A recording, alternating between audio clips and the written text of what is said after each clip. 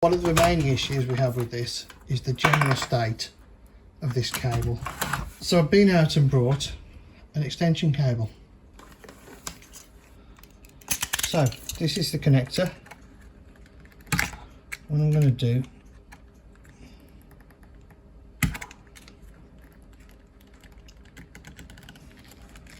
just take some of the plastic off.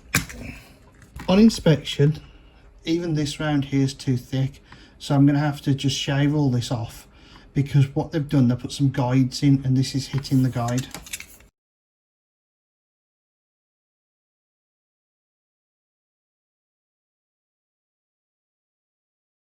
So I've took it back a lot now, so I'm hoping that that will now give me enough clearance in this receptacle to get this to plug in.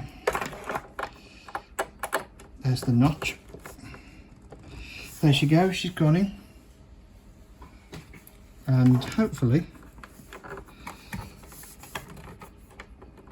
we can get the little cover to go in, because it's cool. Go back first. Okay.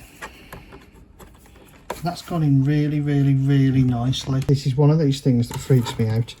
We've actually got to use a considerable amount of force going around the outside of this keyboard. And all I've done, I've got a screwdriver in here and I'm just using it just to make that bit of extra room and encourage it to pop apart. Obviously with the age of this, I am concerned about breakage. So we've got a keyboard here, it's screwed in at the corners. So we'll just unscrew it. We took the keyboard, just got to take some more screws out of it.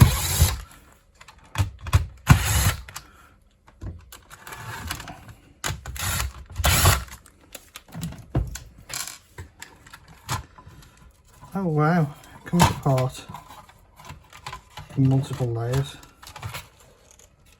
Some of the buttons look like they're soldered in, some aren't.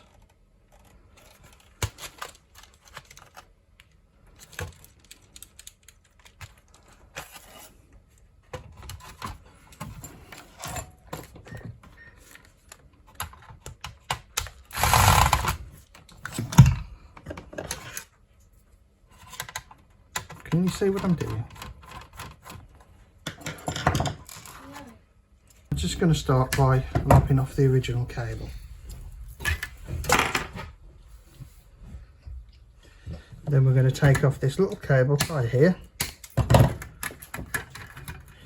and have a look, see how it's wired. So we've got black, white, green and then earth.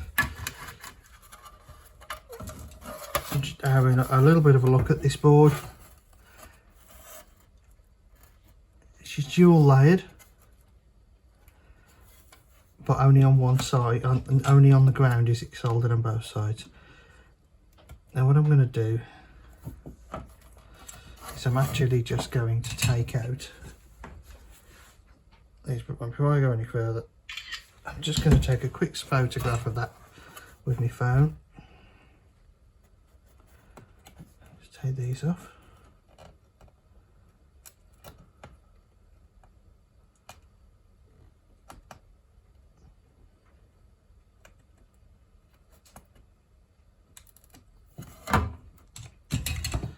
Okay, I'm going to set that to one side.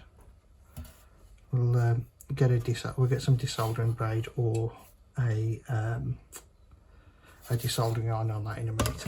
So now we've got the new connector. So what I'm actually going to do, I'm going to start off by cutting that off. We'll have a little look, see what colours we've got in here. Remember, the other end of this is actually connected to the computer. We've got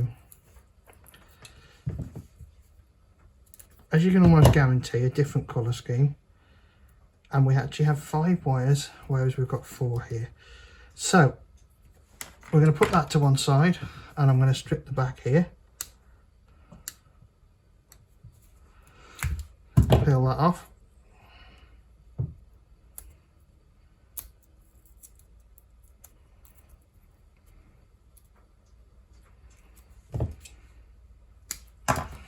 Get rid of the sheath, I've got the connector here.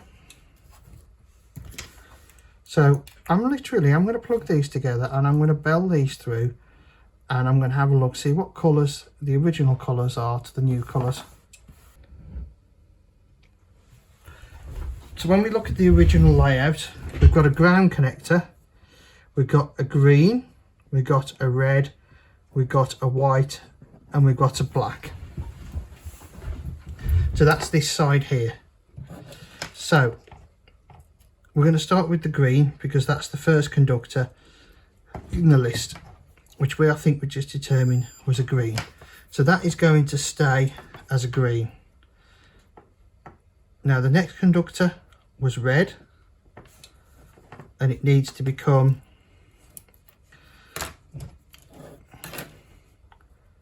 I think it was white.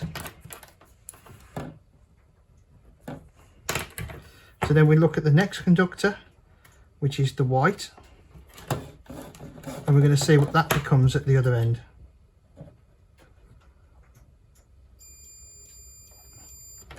The browny black, we'll call it B. Then we're going to have a look for the black and see what colour the black becomes at this end, which I think it was white. No? The black becomes red. So on our new conductor here, we don't need the yellow, and we're going to solder in green, white, black, and then red. So I just want to put a bit of solder on these and just give them a tin. 1, 2, 3, and the white. And I'm going to do the same with the shield.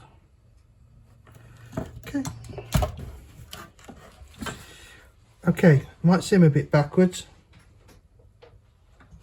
I'm going to put a little bit of solder on each of the joints. Now the reasoning behind this, and I'll throw a bit more light on it, is the old fluxes and the old solder can go a little bit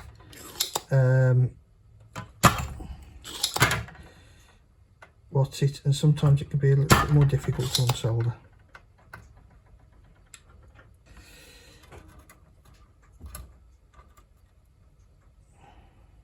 Put the ground in, then we're going to put the green in, because this is now our new colour scheme, which was different to the original.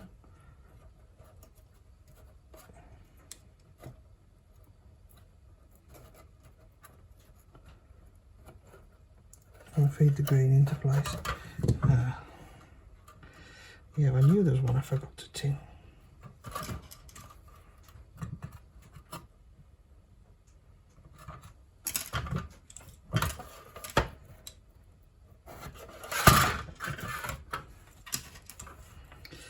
Yeah, green.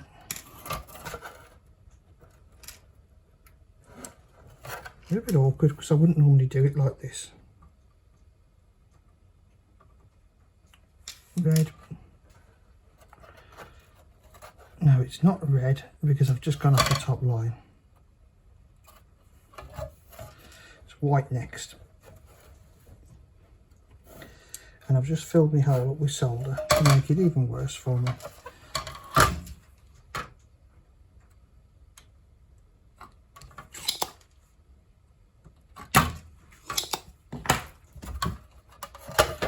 Green, white, not red. I have a diagram here that I'm double checking on. And make sure that melts nicely.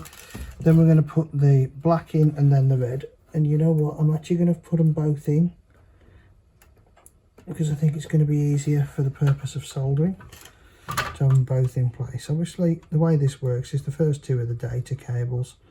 Sorry, the power cables, this is the data. So a couple of nice joints there, and I'm going to reassemble the keyboard. We've now got it all up and working. The keyboard now works properly. As you can see here, we've got windows on it.